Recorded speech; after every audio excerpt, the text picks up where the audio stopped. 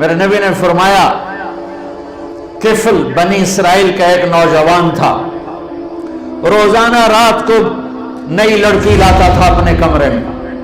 ایک رات ایک لڑکی کو 60 دینار میں لے کر آیا۔ 60 دینار لاکھوں روپیہ بنتا ہے آج کا۔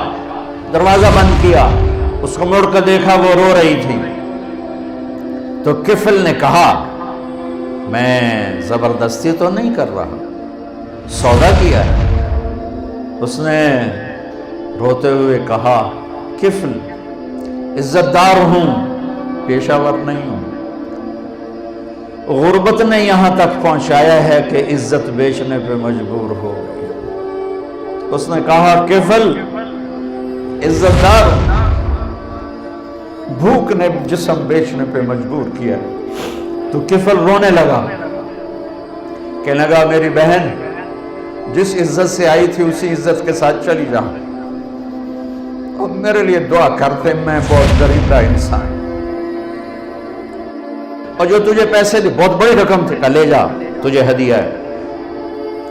جب صبح ہوئی وہ گھر پہنچی، کفل مر گیا، اچانک مر گیا، اور یہ اتنا گندا انسان تھا کہ کل اس کی میت کو دیکھ کر کوئی سے کندھا دینے نہ آتا، کوئی اس کا جنازہ پڑھنے نہ آتا۔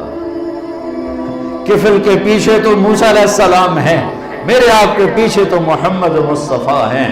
صبح ہوئی وہ توبہ کر کے مرا، اس کی توبہ کی عمر 10 منٹ 15 منٹ، آدھا گھنٹہ، 1 گھنٹہ، 2 گھنٹے میکسیمم۔ ساری زندگی گناہوں کی تاریک رات ہے، رواں رواں داغدار ہے، اور آدھے گھنٹے کی 1 گھنٹے کی توبہ ہے۔ صبح جب لوگوں نے دیکھا تو کفل کے مین گیٹ پہ لکھا ہوا ان اللہ قد غفر للکفل، لوگوں اللہ نے کفل کو معاف کر دیا ہے۔ یہ کیوں لکھوایا تھا؟